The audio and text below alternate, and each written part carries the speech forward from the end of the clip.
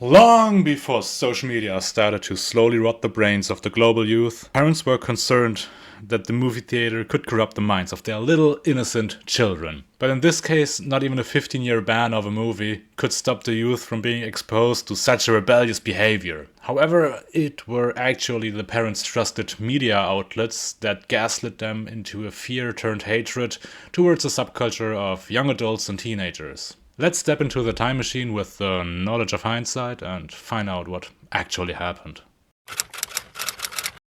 Throughout the 1930s, the town of Hollister in California hosted an event called the 4th of July Gypsy Tour. And during that time, Hollister was a small town with roughly 4,500 residents. And this annual event was usually very welcomed, as hospitalities, restaurants, bars, etc. They made money off of it. After the annual festivities came to a halt due to the geopolitical situation back then, the event returned in 1947. But this time, it changed motorcycling forever. You see, after World War II, many young men returned to America from the horrors of war, found civilian life dull and longed for adventure and adrenaline, camaraderie, and motorcycling became their way of recapturing those emotions. That paired with the fact that motorcycles were affordable, the popularity of motorcycling grew as veterans and new enthusiasts would actually jump on two wheels. And with the Gypsy Tour comeback in 1947, 2,000 to 4,000 people, well, depends on what kind of source you go by, at least 750 of them on bikes, flooded the small town. Now, I am no expert on social studies.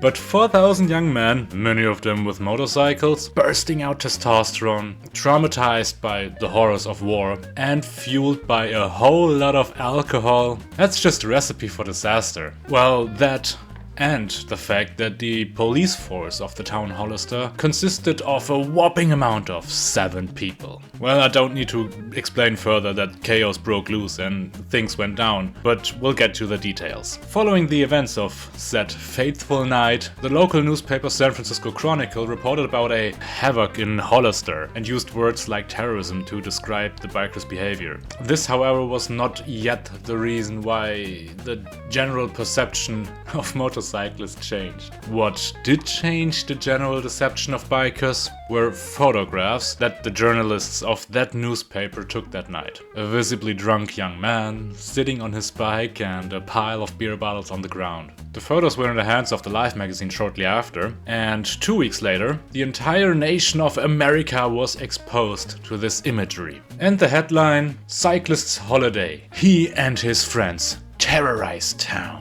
From that point on, motorcycling was stigmatized. If you read into the story in the past, you'll now find almost all the sources saying the American Motorcyclist Association, the AMA, released a press statement claiming that 99% of motorcyclists are law-abiding citizens, implying that the last 1% were outlaws. And if you've heard that AMA statement before and you believed it, it's a made-up tale.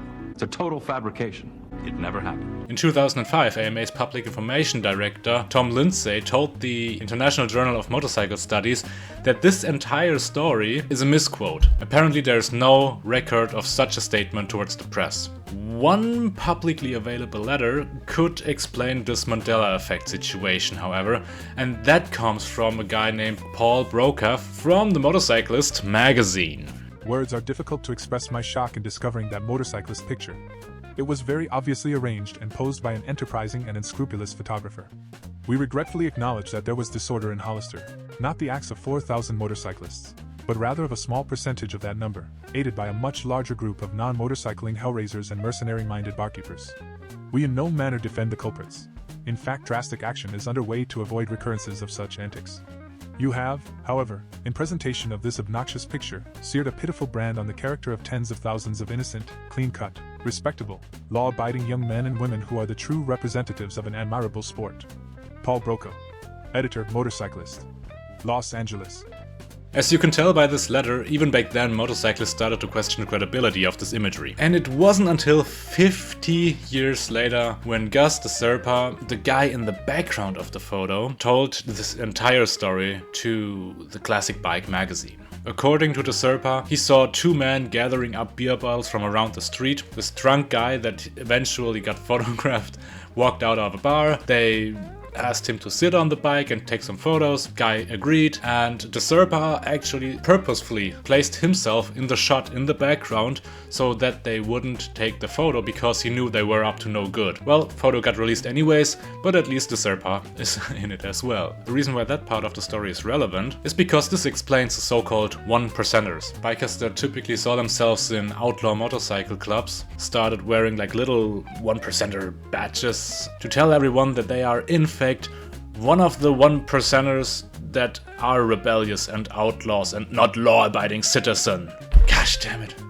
I wish I could ever be so cool. Now with all the false reports and fake news, what did actually happen on that faithful night on July the 4th of 1947? Alcohol-related misbehavior, some fights between bored and drunk guys, illegal motorcycle races on the street, and minor vandalism. As I said before, take 4,000 young, freshly traumatized guys, fuel them with alcohol, and shit is about to go down. And it's not like all 4,000 of them were fighting and racing motorcycles. In fact, only 21 up to 50 people, depending on what source you go by, got arrested. And there is no record of any resident of the town experiencing any physical harm. So I guess the 1% could also come from that. If you take the highest numbers of each, so 4,000 people, 50 people arrested, you get like slightly over 1%.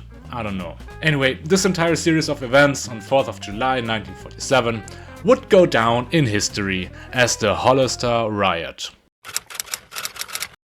Due to the way the large media outlets portrayed motorcyclists from that point on, the public perception of motorcyclists changed drastically. In 1951, Frank Rooney published a short story called Cyclists Raid.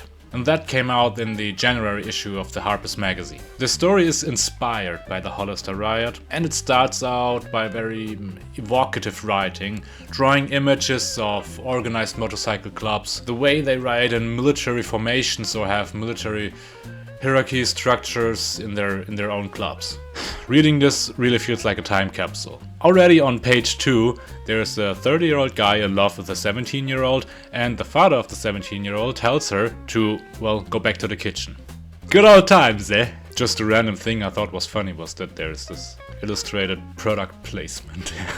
Well, the story is about the owner of a hotel called Mr. Bleecker, who fears that his daughter, the 17-year-old, might fall in love with the troop leader of the MC that just arrived at his little town. So the group leader and the Mr. Bleecker politely butt heads. Bleecker sees this club as a sort of like a private army. And Mr. Bleecker, so the owner of the hotel, is the main protagonist of the story. And Rooney, the author, really tried to make the reader feel sympathy for Mr. Bleecker. But then the story continues, and the troop leader called Simpson is also being portrayed very positively. This went against any of my expectations. I didn't expect that the troop leader of a motorcycle club would be positive.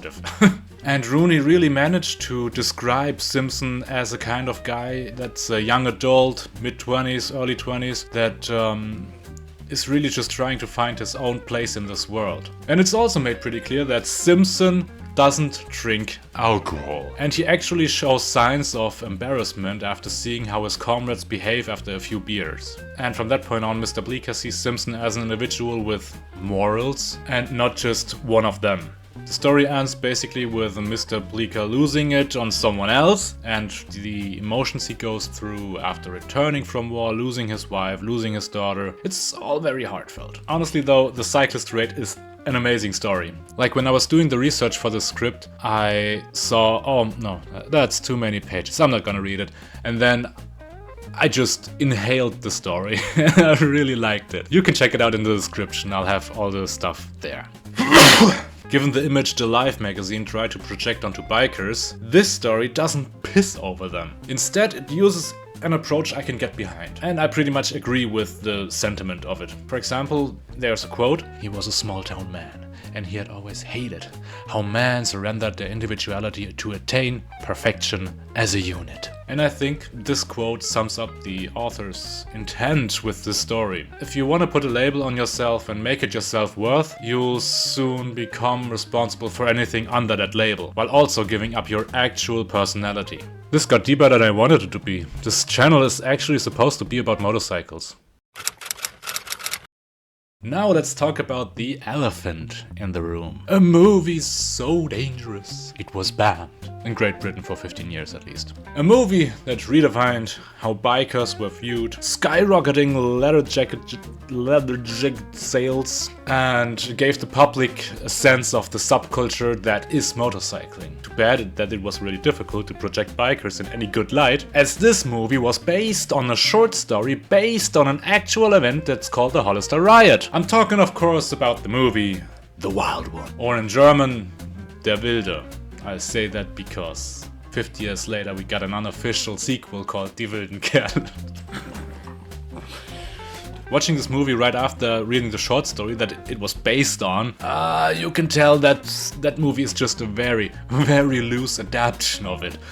Marlon Brando, great actor, who plays a guy named Johnny in this film, I'm gonna say Johnny now a lot, represents Simpson from the story before. Unlike Simpson, Johnny is going right for Kathy's cake. Kathy's also there, the 17-year-old. Mr. Bleecker sort of starts out as a slightly naive businessman that really wants to capitalize on the amount of visitors in town. And not even 25 minutes into the movie's most quoted scene comes up. Hey Johnny, what are you rebelling against? What do you got? What do you got? One thing that this movie does early on is showing that Johnny is the guy in the gang that wears the pants, the hat, literally the hat. Also, one major creative change that changes the entire dynamic compared to Cyclists Raid is that in the movie, Kathy's dad is not Mr. Bleecker, but Kathy's dad is the officer in town. 30 minutes into the movie, it doesn't even make sense anymore why they based it on that short story. Another motorcycle club comes around and causes some trouble. Johnny fights the leader of the other club that they were once one club, but they split up.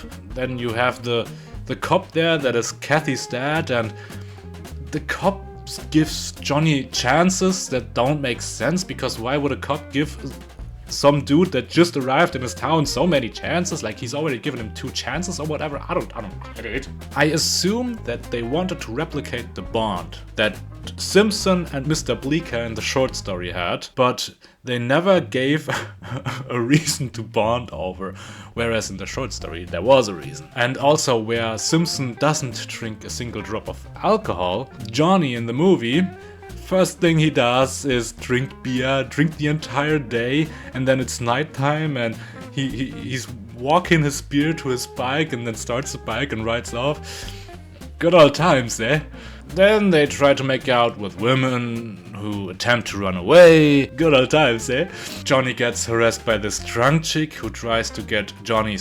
And angry town residents catch Johnny and beat him up, and Kathy bails him out. The angry mob, like one of the guys from the angry mob, then throws a tire iron at him. He falls off the motorcycle kills the funny old guy. Johnny gets accused of it. Kathy bails him out again and continues to roast Johnny one last time in the movie. At least say thank you. It's all right. He doesn't know how. And my personal verdict as a non-movie critic and actually a channel that is about motorcycling, the acting is phenomenal. It's definitely one of the best films when it comes to just that. But the writing, I still don't know why Kathy's dad tried to bond with Johnny. Well, I guess I have to be that snob and say that the book is better than the movie adaptation. Don't get me wrong, I'm not saying it's a bad movie, but the writing could have been more meaningful in a philosophical sense, like the short story. Like, I think that the short story is really good, philosophically. Or maybe it's also just me being able to relate to the character Simpson more rather than Johnny. Anyways, let's get back to the motorcycle part of the video.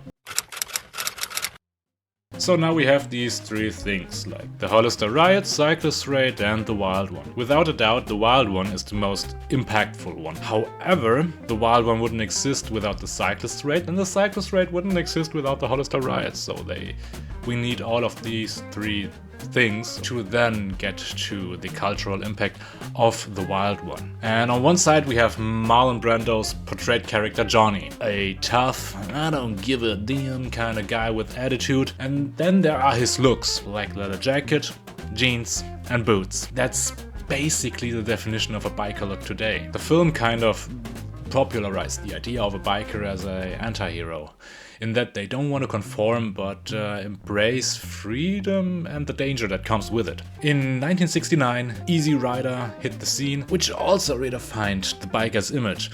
But the Wild One walked, so Easy Rider and Sons of Anarchy could run.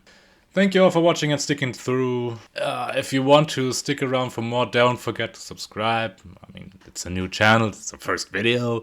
I decided it would be a proper debut if I started with basically the birth of biker culture as we know it. The reason why we basically have this interest in motorcycles. Thanks again, until next time. Bye bye.